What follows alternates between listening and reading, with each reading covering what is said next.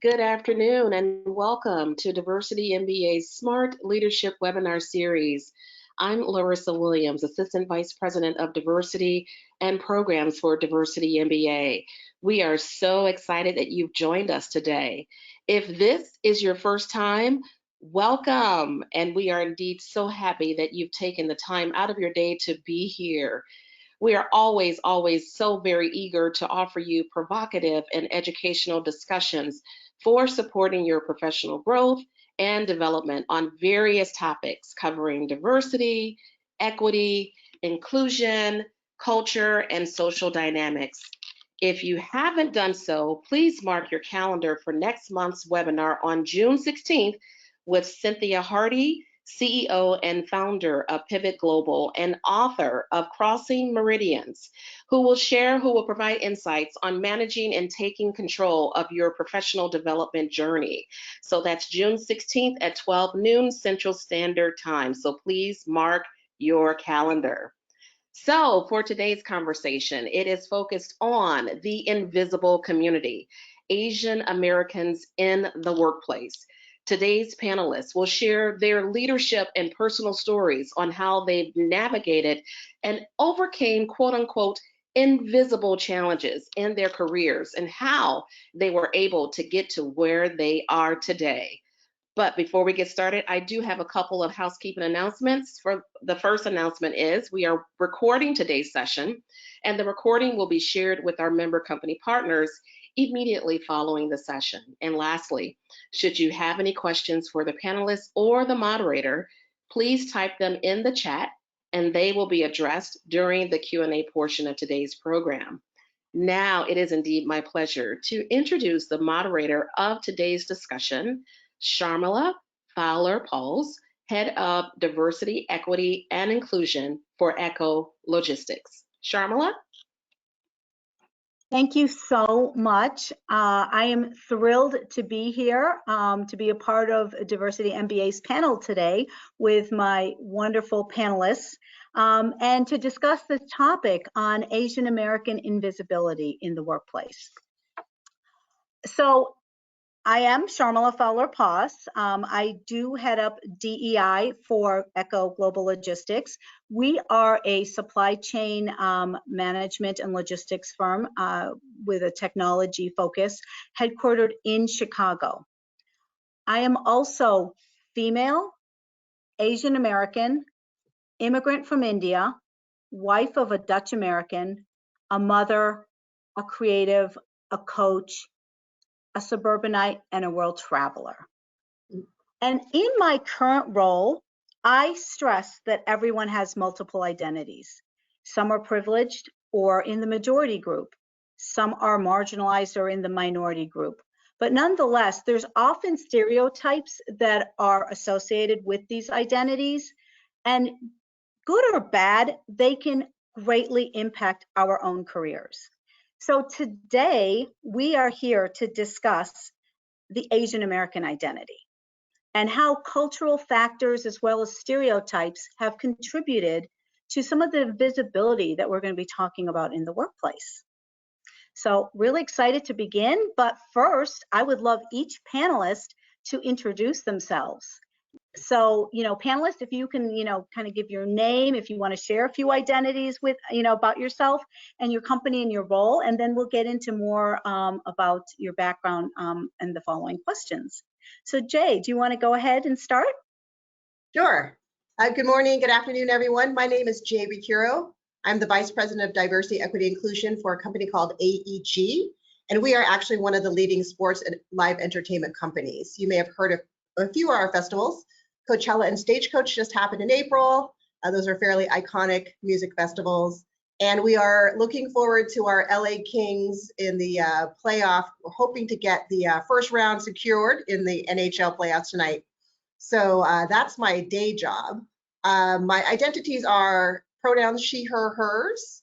I am the youngest child of Filipino immigrants, single mother to a biracial child. And I'm actually a black belt in Okinawan Shorin-ryu. So we'll talk about how all that plays out in the workplace. Wonderful. Thank you, Jay. Alan.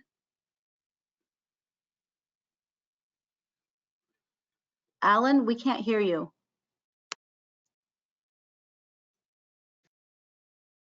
Hello? Can you hear me now? Yes, perfect. Wonderful. Sorry about that. I was saying these are some tough acts to follow, world travelers. I'm going to put a plug in, Jay. If you have any tickets to any Atlanta events, feel free to send them my way as well. But glad to be here. Excited to be with so many great, distinguished colleagues here. My name is Alan Chen. I sit here at Bank of America. I'm actually in our Global Diversity and Inclusion organization, one of our D&I executives, and specifically, I lead the strategy for our D&I organization alongside our Global Diversity and Inclusion Council, which includes our CEO, Brian Moynihan, our Chief Diversity and Inclusion Officer, Cynthia Bowman, as well as leaders from across the company in our organization. I also have the great opportunity of leading the strategy for our Asian teammates across the company and how we support them from a D&I perspective. But me, I am, a second generation Asian American. Parents are from Hong Kong. If you ever been to a Chinese restaurant locally, I was that kid in the back doing their homework. I grew up with my parents, many restaurants here in Atlanta. I grew up in a predominantly Caucasian area where I sometimes felt invisible, didn't always fit in, but kind of morphed that as I came into the workplace and really kind of, my career again.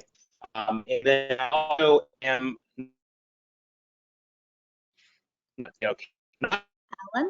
Alan? And then I want to be a world traveler, so trying to get to where you are, but a USA traveler for now, and then one of these days I will be a world traveler. Awesome. That's fantastic. Great aspirations, Alan, for the travel. Pat. Hi, everyone. Thank you as well for coming here to be with us today, and thank you for having me on Diversity MBA and Sharmila. So my name is Pat Ratulangi. I am at Nielsen, and our company does media ratings, audience measurement, as well as outcomes and planning to help support marketers determine what to do with their marketing and advertising spend. I actually lead D&I Global Communications. So, sitting across the two worlds of both the D&I organization within Nielsen, but also making sure that, we are voicing and amplifying all that we're doing, as well as providing, direction for our clients using our data. And I'm also additionally the spokesperson for anything to do with our Asian American Insights. So it's been a busy month. My identities, I use the pronouns of she, her, hers. I am a mom, a sister, sometimes overbearing auntie, and also some of my personal history. I was born in Indonesia. My family migrated to Singapore when I was 8, where I grew up. And then I came to the US for college, where I chose to stay on and am a proud Asian American now. I did choose to live in Evanston, Illinois, which is just outside of Chicago, because we are a very diverse community here, and it sort of reminded me a little bit about Singapore itself, which has a lot of diversity in it. And I really found out that this is something that I value and wanted to make sure that we continue to be a part of. Thank you, Pat. Great. Well, I'm really excited to be here to continue talking about this. One of the things, and I know some of you started, sort of on this, is storytelling, right? I mean, that is just so important when when anyone is seeking to understand other people. And I think it helps, telling our stories helps create the awareness that we want. It helps provide perspectives to the listeners, and it also allows the listeners to engage in empathy. So I wanted to understand, I'm about your own stories. I came from India when I was 2 years old. I grew up in an area that was pretty predominantly Jewish, and I was pretty much the only Indian there. So I kind of grew up, just trying to fit in, you know, and we got all the Jewish holidays off, so I learned a lot, which was really exciting.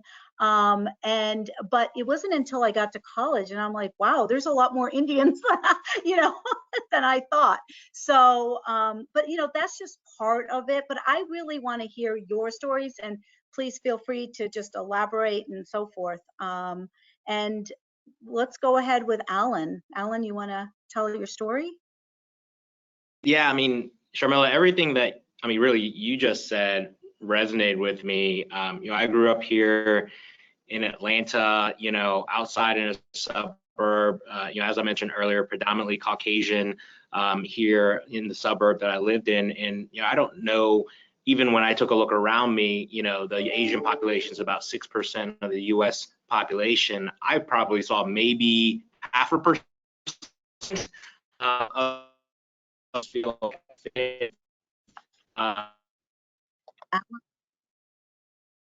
A little. Maybe we can. So my career here at the bank, you know, I had Alan, an you broke up. opportunity to you know, really think about. Can you hear me? Yeah, you were just breaking up a little. You're a little choppy. Can you hear me okay now? I can, yeah. Okay, sorry about that. Well, let me try to fix that, and then maybe you want to come back to me. Okay, yeah, that sounds great. Jay, you want to go? Just Sure. tell us. It's sort of our origin story, as they say in the Marvel universe. As I mentioned, I am the youngest child of Filipino immigrants. I also grew up in a predominantly white neighborhood on the central coast of California. And the only other people of color in our neighborhood were also children of immigrants. So we had a couple of Chinese families, a couple of Japanese families. And so we sort of naturally gravitated to each other. But I think my way of fitting in was to be an athlete and play sports. So that's sort of how I felt like I became a part of the community. And it wasn't until the 70s, I think this was like maybe mid 70s, late 70s, where they started busing in immigrant children from the other side of town, where I realized, oh, wait a minute, maybe I have more in common with these brown kids, as all of my friends were calling them, you know, the Mexican immigrants who came to work in the agricultural industry in our area, than I did with sort of my friends who I grew up with. And so it was a really interesting way of thinking about who I was as an individual. And, you know, those stereotypes that we hear, like Chinese, Japanese, dirty knees, look at these. I don't know if any of you grew up with that, but because they specifically were saying Chinese, Japanese, I didn't think that was me, but it was me. I mean, I think that the thing is, we are sort of a collective, right? When the US culture looks at Asian. And so I think for me as an adult and doing this work, I think it's really important to call out Asian American, Native Hawaiian, and Pacific Islander, and to be very clear that we are this huge, beautiful collective of multiple identities under this Asian umbrella that that we are using. So that's my story. Yeah. Wow. Thanks, Jay. That's great. I love hearing all these stories. It sounds like. Yes, Pat, go ahead. You're cutting in and out a little bit for me. Can you hear me or not? Okay, great. I just wanted to be sure. I was just going to jump on there because I think I read your lips and you were saying, come on. So anyway, just building a little bit onto, you know, both Alan and Jay's stories, it was like almost an awakening that happened later in my life as well. You know, I was blessed enough to, you know, to have that move into Singapore where it was a very multicultural place. And it wasn't until I was in college that I was living in a women's residential college dorm, which was all women. My father didn't want me anywhere near boys.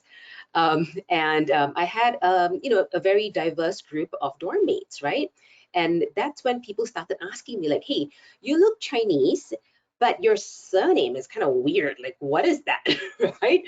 And it's actually Indonesian. And that was when I thought to actually ask my parents what happened there and why is it that even though we're Chinese, we don't have Chinese last names. And it turned out that in the 70s, there was an anti-Chinese movement in Indonesia. So anyone who was a Chinese immigrant was forced to take on an Indonesian last name. And I remember sharing the story with my next door dorm mates who were Black. And they were like, that's erasure.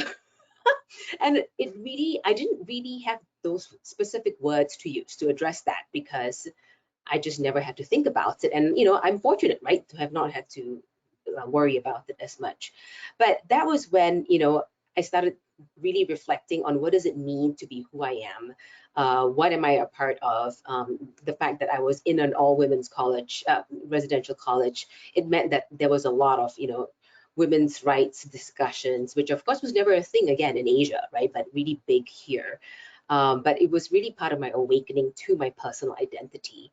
And, and I had taken it for granted all my life. And I realized, hey, I got to do something about this when it comes to my professional life. And that's one of the reasons why I wanted to be a part of communications, because, hey, storytelling is an important part of that role. And I'm really proud to be part of a company that has influence in media, right, where our data and our insights provides the benchmarks and measurement for representation in media. I mean, like one of our recent survey results says that, yes, there's been an improvement in representation if you look at the content, but Asians are still, 2/3 of Asians are still feeling it's not enough. And more than half are feeling like, even if we're there, that portrayal is inaccurate. And I think we see that ourselves. Personally, I myself see that. Some shows hit it on, nail it on the head, but others are just like, wait, what's that? So anyway, so that's a little bit of my story, both from a personal perspective and why I do what I do professionally. Yeah, no, that's fantastic. Thank you, Pat. Yeah, growing up, I was always looking through magazines, looking for, for Indian faces, and I didn't really see them much. And if I did, it would catch my eye, and I would read, that article and try to, this was just growing up. So I know what you mean. It's now a lot more prevalent, but not as much as we would like. So thank you for sharing, some of these stories, because I think they really do help, in understanding people. And again, like we talked about, the perspectives and backgrounds and opening up people's eyes. But now let's kind of move to sort of this topic of Asian invisibility, Asian American invisibility.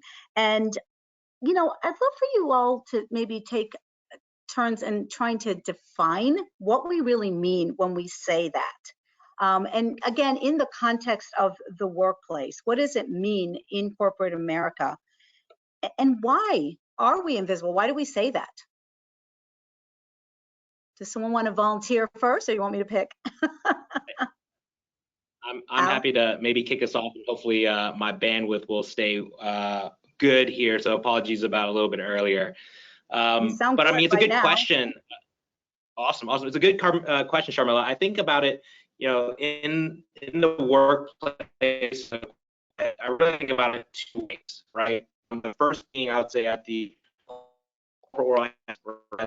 corporate or enterprise level, when you see a lot of D&I activities that are out there, but the Asian cohort is left out.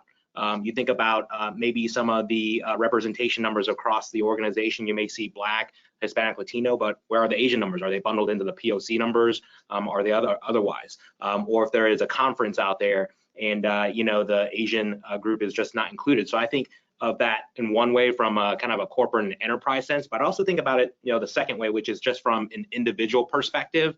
And I think this is where it perpetuates some of that my model minority myth, right? Where, I think you don't necessarily have the work of the Asian individuals acknowledged individually, just thinking that they are fine and doing well, when that may not necessarily be the case. So the individual is not always acknowledged, therefore perpetuating their invisibility, and it sometimes make them feel excluded from some of the activities that are going on. So to me, I think those are kind of the two big items, whether it's just come from the enterprise level or when individuals are just not acknowledged due to some unconscious biases that may be out there. Yeah, no, thanks, Alan. And you brought up a good point, that whole model minority myth, right? That's that is kind of portraying Asians in a certain light, that, we, and sometimes kind of lumping us into, not needing help because we are doing well. There's that perception.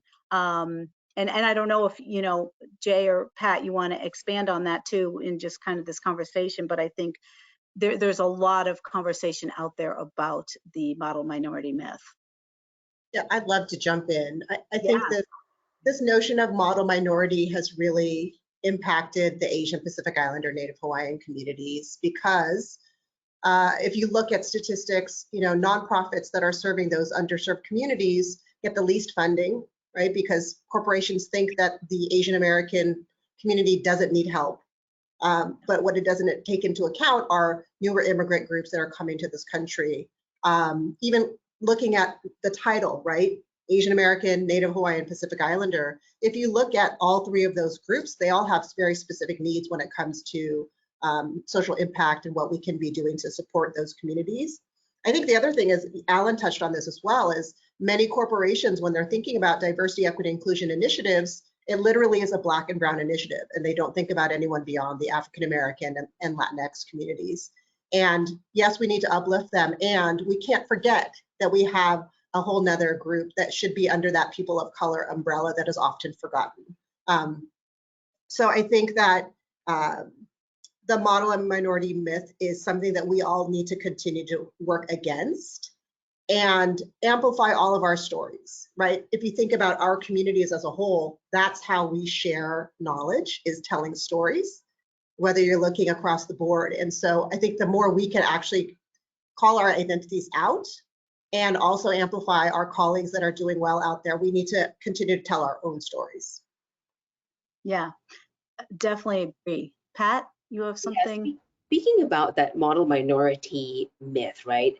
This happened literally a few days ago when I was talking to one of our communications colleagues, and what we were trying to portray or depict actually in our upcoming Asian American Diverse Intelligence Use report for this year. And I brought up the model minority myth and some themes that we're seeing in the media that was shifting. And he asked me, what exactly is the model minority? And I was like, wait, you don't know this? And then I realized I had to get out of my own head and really educate, right? And maybe the way to break it is not by, is in addition to also telling our stories, is also to tell the truth behind the Asian American minority period, right? On the one hand, we're fastest growing, we have the highest household incomes. On the other hand, the differential between the lowest percentile, the 10th percentile of Asian American earners to the top earners, there's a 10-time gap, whereas the average for this country is 8 times. So, the people you spoke about not being represented, Jay, when it comes to funding and resources, right? I don't know how many people really understand that in certain communities, there is that lowest 10th percentile that's much, much lower than any other people of color, So I think it's a mix of both awareness, but also the idea that policies in some corporations, right? I think it was it Verna Myers who said like diversity is being asked to the party, inclusion is being asked to dance. Yes. For many corporations, the party is there, but the inclusion part isn't quite there yet. And I've heard some people saying, hey, I'm not getting promoted, but I don't really know why. Is it because we are the Asian American community is in all those tech roles, for example, right, that are usually the ones who are higher income. And when I look at the leadership there, they tend to be South Asian, for example, right? In communications myself, I don't see a lot of Asians, who are at the top. In fact, in public relations, the US Bureau of Labor Statistics, 2% Asians. And a little plug here for one of the organizations that I'm a co-founder of, and that's why it's called Voices for AAPI. And we realize that if we're supposed to be the communicators that are helping to amplify the voices of the Asian American community, we need to do more, even to make sure there's more of us within that group of communicators. Wow. Yes. And you're absolutely right. The representation numbers, I think when you were talking about sort of, the income disparity also, that is when we have to, we talk about Asian Americans in general, and sometimes we have to look at the larger numbers, but sometimes we also have to disaggregate and start to look at the separate numbers as well. And that's where then you can start to see who may need help, and that we're not all these, high achievers that don't need any assistance.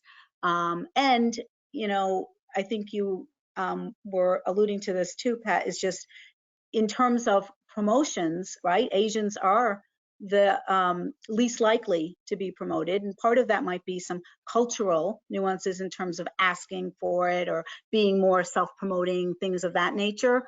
But, you know, this all kind of plays into that role that they're just doing a fine job, just, you know, be invisible, right? Yeah. Yeah. Seen but not heard, right? What's Right. that? Go ahead, Pat. Yeah. Seen but not heard. Yeah, and I would add, Exactly. you know, my parents taught me to keep my head down and work hard and achieve your goals. But in corporate America, you need to be able to toot your own horn and make Yes. connections so that you have people who are, you know, sponsoring you in meetings saying, oh yes, Jay does a really good job. She did X, Y, and Z. And you can't keep your head down if you want to be promoted. You've got to be able to figure out how to stand out because everybody's doing a good job. But I think our cultures, many of our cultures teach us to not even look our manager in the eye, right? It's all these things that are very culturally specific to Asian Pacific Islanders and Native Hawaiians. So Yeah, there's that saying, the nail that sticks up gets hammered down, right? In an Asian proverb, I forgot which country, but I just feel like, you know, my parents the same. It's like, just get those grades, you know, get that job and you'll be fine. You know, it's not how to network, how to like promote yourself, how to all of that. So very interesting, you know, just when you start to think about the cultural nuances. So, okay, it's kind of fun. We're all working in this space of DEI. I love it, right? So how do we start to address Asian invisibility in the workplace? What can we do? What are you all doing, you know, that might be making the Asians more visible in your workplaces? And we talked a little bit about storytelling too. So, you know, are you using storytelling? And if so, how? Anyone want to jump in first?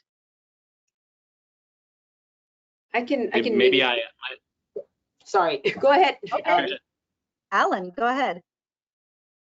Yep, you got it. I guess maybe I can kick off this question as well. You know, I think you know, it's really unique. I mean, you said it right, Sharmila. It's very unique to have four of us in this space at once, which I think is just really cool in of itself. But you know, I think within, you know, at least my company, Bank of America, I mean, I think it starts from the top down and then also from the bottoms up. You know, the way that we do it is we have a Asian Advisory Council. It is the most senior Asian leaders here at the company, and we have two of our leaders who actually report directly to the CEO who are also Asian. So we have their support and buy-in in order to make sure that Asians are visible, right? They see leaders that look like themselves in leadership positions at the company as well. But we don't just use them to actually drive that message down. I think we go through a bottoms-up approach to really bring that message forward, and that's really through our employee resource groups. We have basically a very strong Asian leadership networks, our ALN group for short. It's our Asian ERG group. We have about 12,000 members, which is about half of the Asian population here at the company. And we leverage our leaders at our employee resource groups to really make sure that the message is really brought forward, that they are seen and heard. So I think, you know, for us, it's really kind of that top down and then also amplifying the message from the bottom up. But I think it has to start with the top in order to get the message heard, because otherwise, if you don't have that senior level support, it's going to fall quickly. And, you know, the great thing about, you know, the company that I sit in is we do have the leadership in place that actually reflect the Asian community. So when people do look up, they do see leaders that look like them. The problem is, you know, not everyone always looks up all the time, and that's how we drive it through the grassroots and making sure our ERG really does that. That's great. Wow, 12,000, you know, Asian Americans in the in your ERGs is great. So at least you're getting there, you know, with making them visible, which is fantastic. Thanks for sharing, Alan. Jay, do you have some thoughts on, you know, just sort of addressing Asian invisibility? sure. I think what I'll do is I'll start with the fact that I've only been with this company for about 2.5 years, 2 3/4 years, according to LinkedIn. And so when I came in, they didn't have anybody looking at diversity, equity, inclusion from a strategic standpoint. And that was my job, to really think about it across the board. And storytelling is one way for adults to learn. I mean, clearly, when we were moved into shutdown and we no longer had live events, we spent a lot of time with our employee network groups. And during Heritage Months, we looked at Asian American, Pacific Islanders, Native Hawaiians in sports. And we created storytelling panels of pro athletes who could talk about being in sports like hockey, which is not a sport that comes to mind for a lot of Asian Pacific Islander Native Hawaiians. You know, we have the LA Dodgers right up the street from us. We had two folks, their manager as well as one of their front office people came and talked about their experience working in pro sports. We had Michelle Wee, who is a professional golfer, telling her story. And I think, you know, being able to connect Asian American, Pacific Islander, Native Hawaiian stories to our business is one way that we're trying to amplify those stories and really educate the organization. And we did the same thing on the live entertainment part. So we have a huge sponsorship with 88 Rising, who is an Asian and Asian American music group that's really promoting a lot of artists that are not only Asian American, but also Asians to come in. I think at Coachella, we had the first Indonesian artist to ever be on the main stage. So Pat, we were repping your folks as well. So it's that kind of thing where we're just trying to talk about entertainment and live events and sports and provide that lens, right? That we've got diversity within our athletes as well as our artists.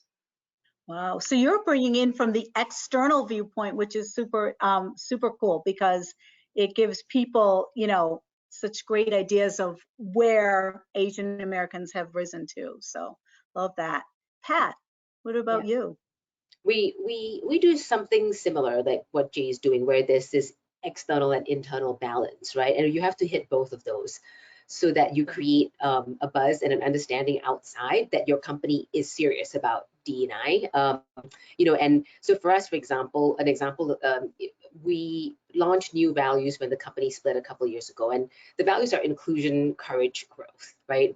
For me personally, that inclusion and the courage piece, going back to what you were saying, Jay, about how I was taught to just, you know, put your head down and get that A, right, and do a good job, you know. That really meant a lot to me, because there was also the time when I was offered this position, like I was like, should I do it or should I not, you know? And it was really a big move for me to go from behind the scenes supporting spokespeople to actually coming out to being more of that spokesperson for the Asian community as well. And I'm so glad that I had the opportunity to do that and can do so now.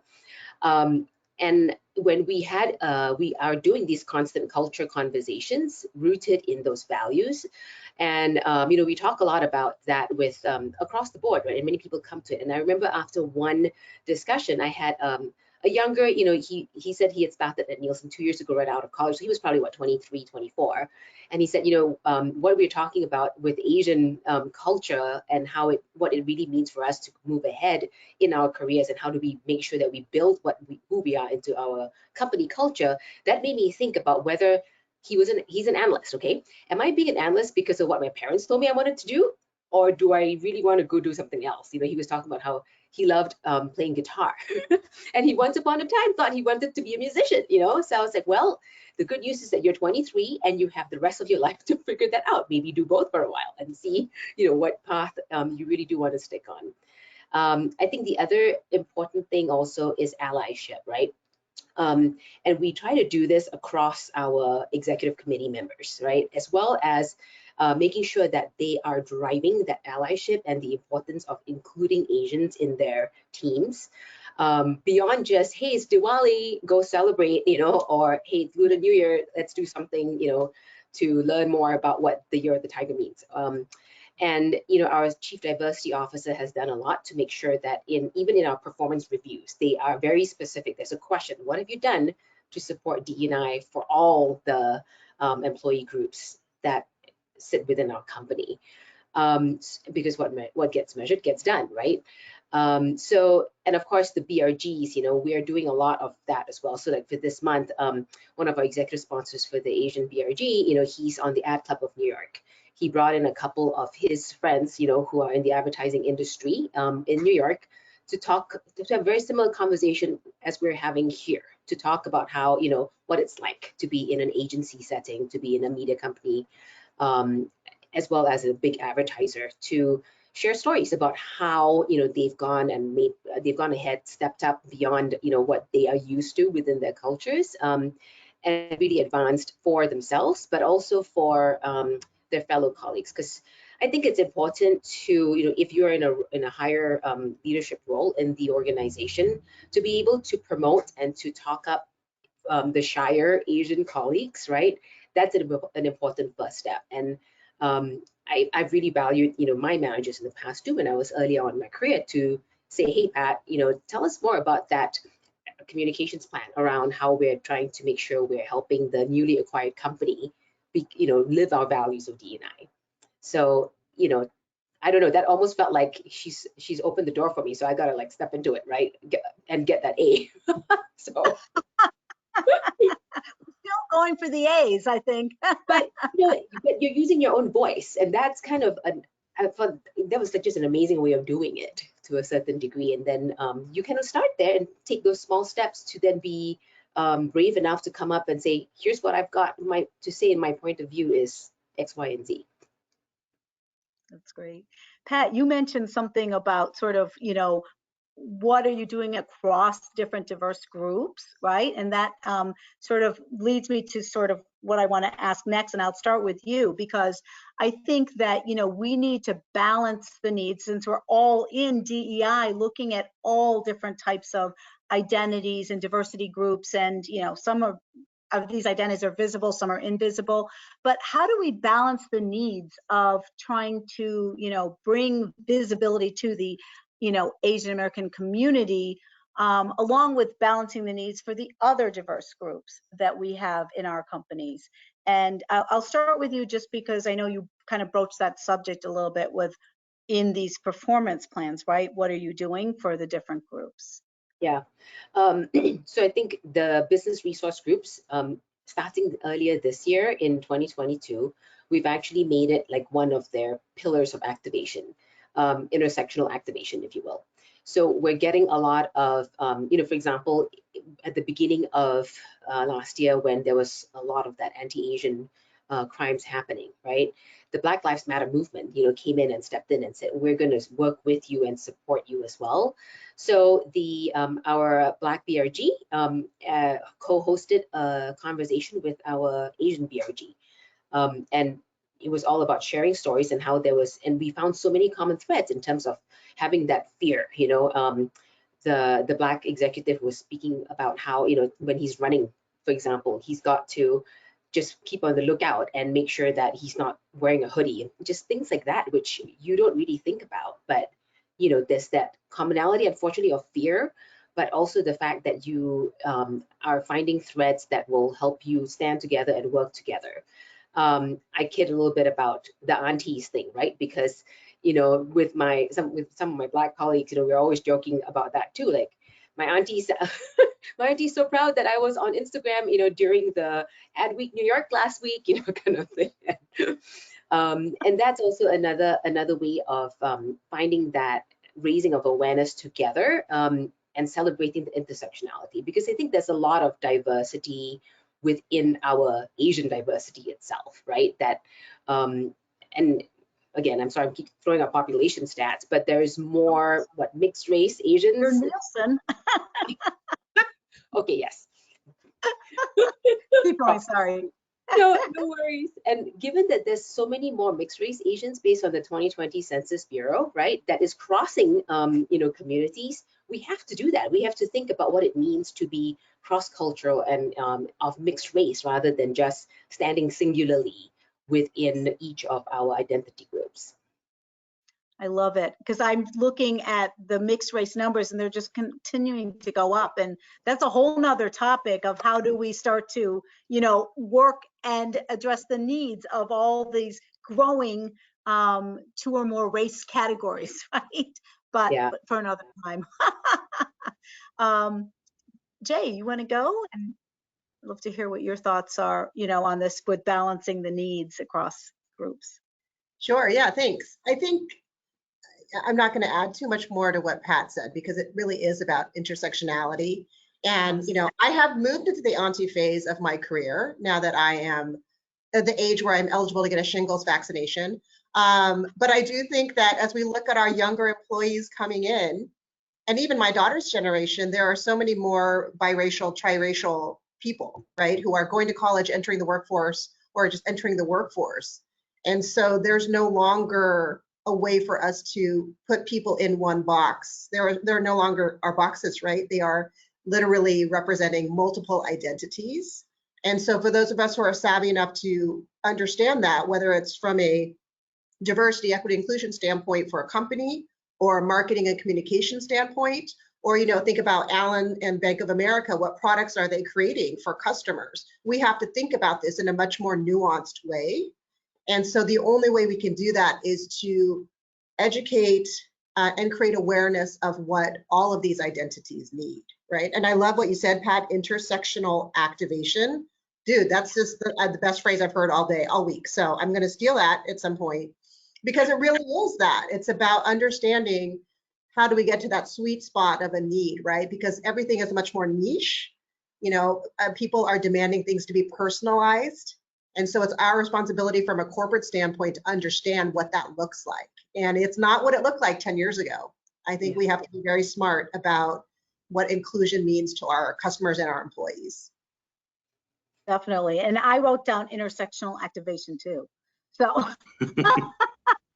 we're all stealing that idea, Pat. Alan, what about you?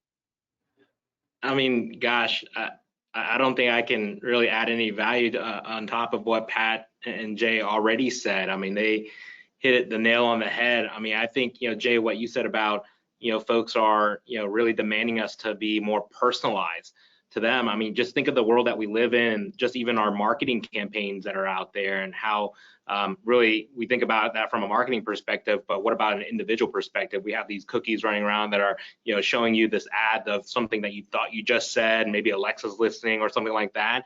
I mean, I think that, really translates well to how our people, and they are humans and individuals, there's millions, billions out there that kind of need that personal catering as well. And I think, Pat, I love what you said about making it a core pillar, intersectionality, because at the end of the day, I think we're probably more alike than we're different, to be quite honest with you. And I think, I was actually at a Braves game earlier this week, and it was actually the Braves doing AAPI night, and actually doing it at a game, and we had a panel before it. And what many of the panelists said at that particular event, they said that the reason that they got into sports was because they had an opportunity to find themselves, and the way they did that is a common thread, which was sports. So, I think about, just that common thread, we're more alike than we're not, and trying to find that in everything that we do in our various groups for our various companies out there. So like, for example, some really, I guess, practical examples that we did here at the bank is Lunar New Year was very close to MLK Day. So we know that racial equity was on the forefront of everyone's mind between the Black community as well as the Asian community. So we celebrated that together. Hispanic Latino Heritage Month, September, October this year, very close to Diwali. We all love food, so we celebrate it with a fusion of Hispanic Latino food as well as Asian food in there as well. So I think finding those common threads in different ways. Some of them are, I would say, more fun in nature, but some of them are very serious challenges that each group has, that you can share that common thread, and hopefully at the end of the day, you'll get a little bit more progress and a bigger audience because you are sharing those threads. Food is definitely a common thread. So yeah, that's a great idea too. Sharmila, Alan, I love all of that, all that you said around sort of having the Braves doing their API night. That's something that most of the MLB teams, all the pro teams are doing. And it's such a thoughtful way for them to really be more inclusive. But I think what you're doing at the bank is really impressive. And the fact that you've got so much representation, I'm sort of envious of that. I mean, we can count people of color on a single hand in many of our industries. And so I think that's pretty awesome. One additional thing I wanted to jump on. as well, right? Oh, sorry, Alan. I think there's a bit of a delay. No, go ahead, Pat. Okay. One additional thing I just wanted to jump on too as well. I think we should go beyond just the heritage months when we're doing activations, right? It's definitely a good starting point, but it shouldn't be, you know, just the Asian stuff for Asian Heritage Month, you know. Pride Month is for LGBTQ. I think that sort of contributes to the boxing of the identity groups. You know, and I know that we want to address the attention that everybody has on those Heritage Month, but I think it's on us. And again, that's one of the beauties of intersectional activation, because you're continuing to stretch those storytelling moments throughout the entire year. No, that's really great. So I'm in this Slack for, group with some of my nonprofit leaders, and one of the most interesting comments that were made earlier this week is, we don't stop being Asian as of June 1st. So you know, everything that you just said, Pat, just resonated with me so much. It's not like we stop being Hispanic Latino on October 16th, or stop being Asian on June 1st, or stop being Black African American on March 1st. Like those are just dates, and got to celebrate year round. Yeah, I agree. It's really important to, you know, celebrations, and then make sure that you're bringing in continuing sort of that work and that allyship throughout the year. But yeah, but anyway, I do have that word written down or that phrase. As we think, you know, just sort of moving forward as DEI practitioners, how do we all work together to make Asian Americans more visible 365 days a year, right? But, you know, because there's 4 of us sitting here right now, but just kind of working with our fellow, you know, colleagues and others that are in this DEI space as well. What are some things we can do collectively? Anyone want to go first? So I can maybe just kick it off. It's, you know, we try to make sure that we are leaning into organizations across the board, right? For us, because we are part of the media industry, we are partners with the 3AF, which is Asian American Advertising Federation, for example. We work at the, you know, government level with APACS, right? Asia, let me see if I get this right. Asia Pacific American Institute for Congressional Studies. I personally, you know, I just started, I just learned about CAPA, right? Center for Asia Pacific American Women, you know, and just working with organizations like that who already have a platform, I think sort of creates a symbiosis.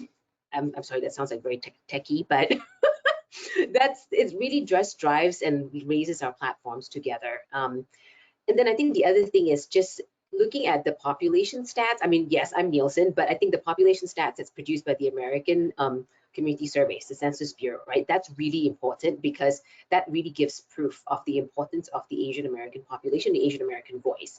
And I think the one thing we do still have to continue to watch is that growing diversity, because sometimes, you know, we have the reverse effect of where that diversity creates an invisibility, because people still think of us as this Asian American monolith. So that's one of the reasons why we need that data to show that there is that diversity. Definitely agree. Jay, do you want to go? Well, I agree with what Pat said around connecting and working with organizations that are focused on Asian American, Native Hawaiian, Pacific Islander efforts. So I serve on the Asian Pacific Islander Health Forum. And so we look at health equity across the board. And that's really where I personally have learned a lot about Pacific Islander issues, because it's not something that is talked about as much. We don't learn about what's happening for many Pacific Islander countries around health, and even how they are able to leverage government benefits.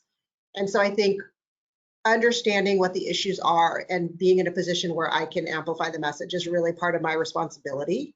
I'm not Pacific Islander, but I think it's important for me to be able to represent all aspects of our communities. So I think that's one excellent way. And honestly, you know, for me, when I started doing diversity work 20-something years ago, I went to conferences and I just talked to people who were doing the work. I'm like, I don't know what I'm doing. Do you? let's have a meeting, or here's an idea, can I run it by you?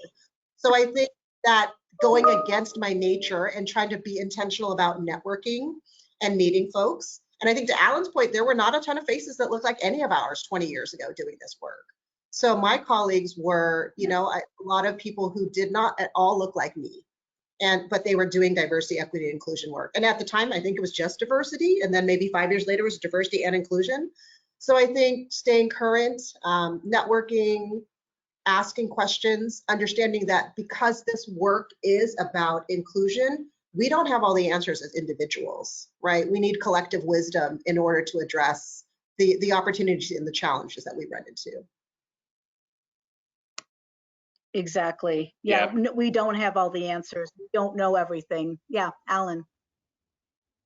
Go Yeah, ahead. I mean, I couldn't agree with, you know, what Patricia and Jay mentioned. And, you know, the one thing I was listening, I was at a virtual conference last night, and, you know, Evelyn Yang, who is the wife of Andrew Yang, former presidential candidate, had mentioned that essentially the government is typically one step behind, meaning if we're going to make something happen, us on the phone, us on this panel as corporate leaders have to be the ones the first to actually start this movement.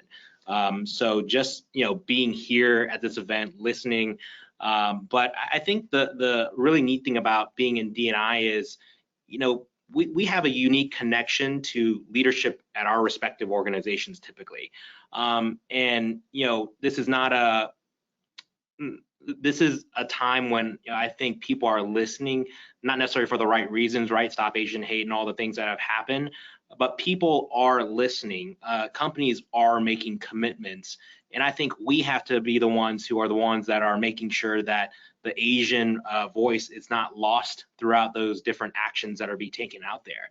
I couldn't tell you how many times I heard from many peers of mine across other organizations out there where if they did not say something about the Asian community, their ESG commitment would have not necessarily hit the Asian community. It was tied to other persons of color groups, and we have to continue to be, as someone mentioned, you know, the squeaky wheel, gotta be the ones who kind of continue to make that noise, because otherwise, Alan? it kind of perpetuates this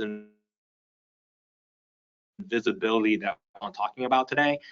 So I think, you know, if you're not able to continue that voice, if you are Asian, I think I lead from the front, and you know, hopefully as we move along this movement, government will kind of follow in our footsteps and more things will happen. Fantastic. Thank you, Alan.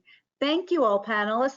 This has been really fantastic. I want to see if we have any questions from the audience before we kind of wrap up.